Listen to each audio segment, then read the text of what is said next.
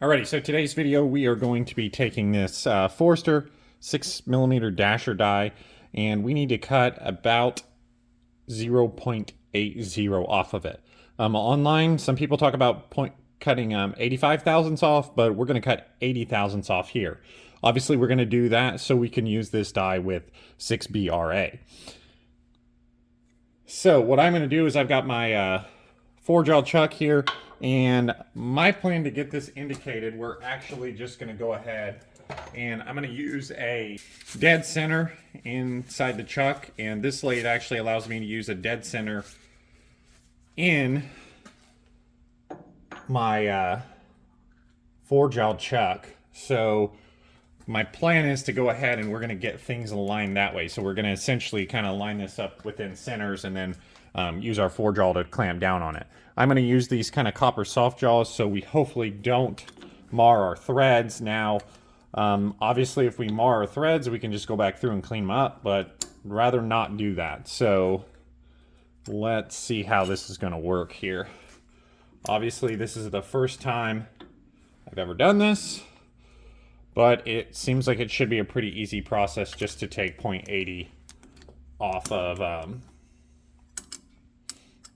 our die, or 0.080, not 80.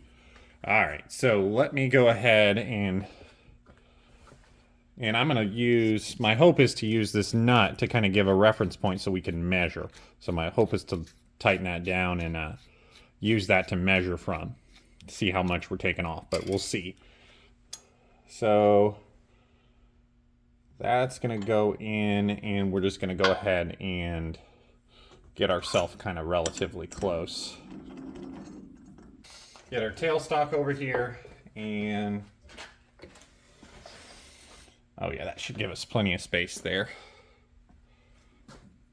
See if we can get that kind of out of the way. All right, so again, we've got our die here, and we will just run our tailstock with our live center, and we'll go ahead and tighten down our tailstock, and this should get us really close with alignment. Again, we're going to chuck down on these threads, which I don't really like that, but I'm hoping with these copper soft jaws, the surface area of hitting multiple threads, that hopefully we don't mar these threads. But I feel like this is a decent plan. Obviously, you guys will find out here, because as I'm filming this, I don't know. And we're just going to go around and incrementally tighten these. We're not going to go super tight because, again, I don't want to smash these threads, but we have copper soft jaws there. Surely copper won't smash. The die's probably made out of steel, so surely that won't smash those threads. 4 equal spots. And then I'm going to run dial indicator in there on the end too to see that we are straight. Concentric at least. But we should be. If working between centers, get you concentric. And I think it's about as tight as I'm going to go. And yeah, we look like we're pretty tight. All right. Let me go ahead and pull our tailstock out.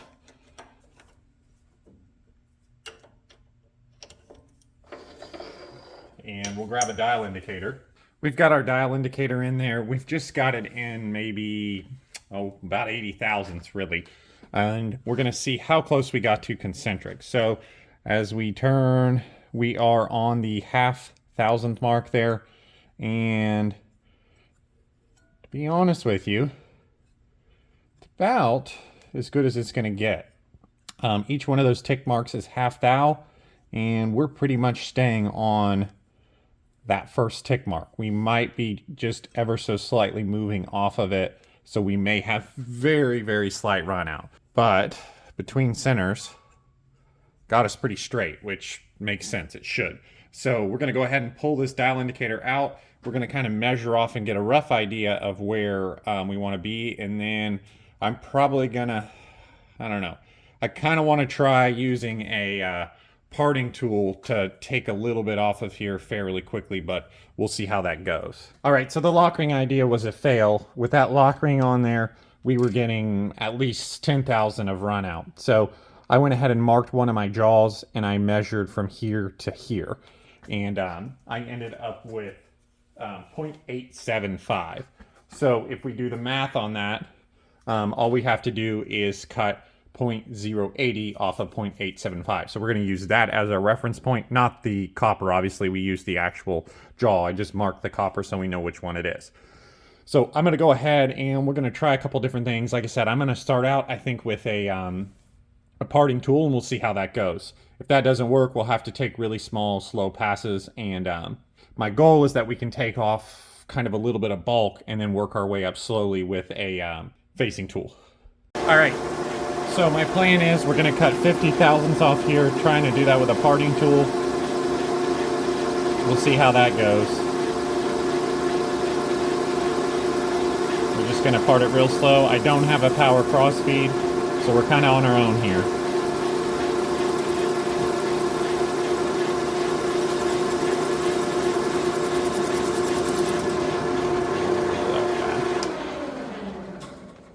All right, so as you can tell, that clearly was a bad idea. We knocked off our alignment. You could tell how things started to wobble, and we started throwing sparks. So clearly a bad idea here. So we're going to go back. I'm going to re-indicate with centers, and we're going to take slow passes to kind of do this the right way.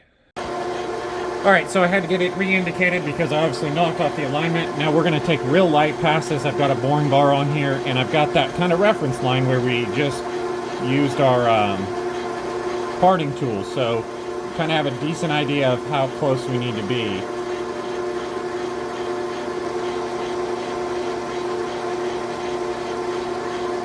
We're just going to do that, and we're going to try to take off 80 thou. Alrighty, so right about now in the video is where I realized that I had really messed up. Because I had measured from a reference point on the lathe, and I did not measure this die beforehand, I had no real reference on how far I had cut off. I had that mark there where I tried to cut this off, which obviously was a bad idea, but that was my only reference. So what I ended up doing is I ended up slowly cutting down, basically facing the end of it off until I hit that line. I knew that was roughly 50 thousandths. Now this is where it got really interesting because obviously we weren't real accurate. So I then went ahead and I took another 25 thousandths off. So that should have put us about 75 thousandths. This then took an intricate process of taking the die out of the lathe, coming down to the reloading press, chucking a piece of brass through it, and measuring it until I got to 2 thousandths bump. Now, you would think this would have went easy. However, what I did not realize is we really needed a really nice chamfer here, real smooth, or else we were going to screw up a piece of brass. So let me go grab a piece of brass and I'll show you what happened the first time I tried to test it. All right, so because I knew we weren't going to be the right length, I didn't put that much effort into putting a nice smooth chamfer on here. I just took a boring bar, chamfered it just a little bit, and thought that would be good enough. Well, clearly that was a bad idea because we then ran this piece of brass in here, shaved it down a little bit, and obviously we ruined this piece of brass. So the next step for me was I had to put a really nice chamfer on this just to be able to test this. So each time I would cut a little bit off, I would have to really work on that chamfer with sandpaper or steel wool and just make it real nice, and then come back and test it. Now, I have got this die right now. It is finished, and I've used it. And as you can see a little bit of kind of weird markings here where I cut it down. Now, what that is I currently have this die set up to where we have a decent cam over, where when I run the press up, we've got that little bit of cam over. And I did this kind of intentionally, and I don't know whether I'm going to keep it like this or not. But basically, all I have to do to get this die to bump my brass 2 thousandths is screw this down until we get a decent cam over, and then pretty much the max that this die will size my brass right now is 2 thousandths. And what's happening, I believe, is that little number 1 we have on our shell holder is actually putting a little bit of an indent there on the end of our die, because this had a real nice smooth finish, but I've now sized about 50 pieces, and the shell holder will kind of move around like that, and you can see how it's kind of indenting into that face of the die. So I don't think that's really ideal, so I may actually end up taking another 1,000th or 2 off so we don't have to cam over so much. But anyway, so finally, after like 100 different tries, because I had to go slowly because I didn't want to overcut this die, I got it to the point where, again, it'll bump the shoulder 2/1000. I spent a lot of time. I chamfered this. I hit it with 350 grit sandpaper. I hit it with 600 grit sandpaper. I hit it with steel wool until we had a nice, as you can tell, like a nice smooth entrance there. There's a little bit of Imperial sizing die wax in this die, so you can still see that there. But anyway, so I've got this finally to the point now where we can size our 6 dasher brass, bump our shoulder 2/1000s, and we are now ready to use this die. Now, I kind of contemplated not making this video as screwed up as it was, but essentially, if you're going to do this, make sure that you measure this die so that way, if something happens and you lose your reference point, you at least know how much you took off. Because people might ask me, how much did you take off? Well, I don't have any idea how much I took off.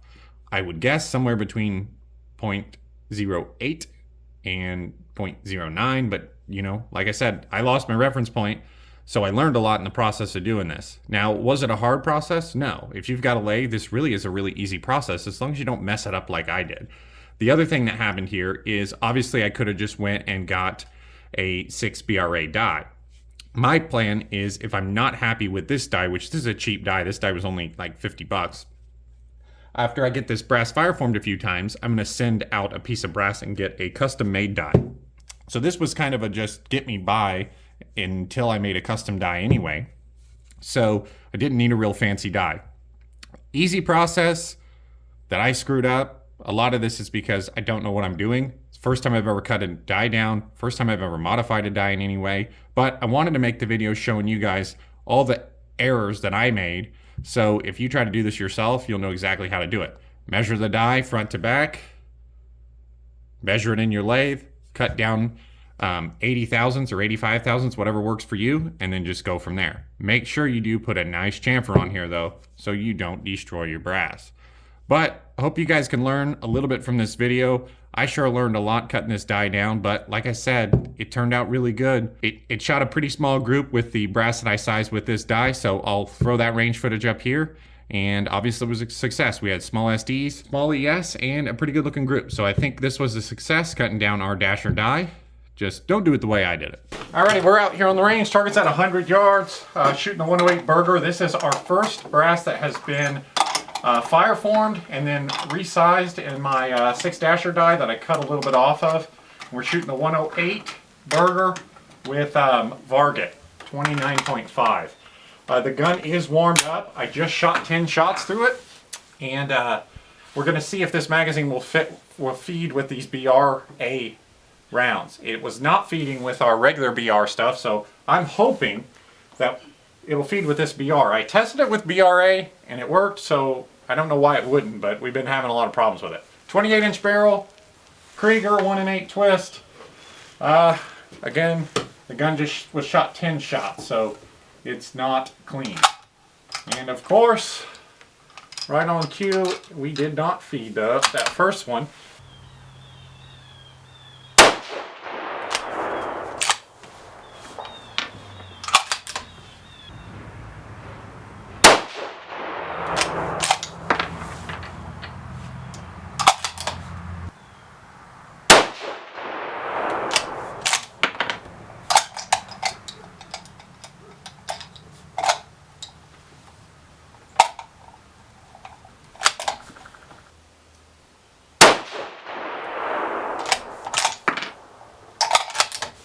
All right, and our last one here.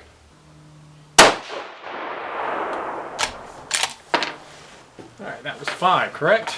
Yes. Let's see. I'm curious to see how SD is going to be, being that these are our first real fire formed loads.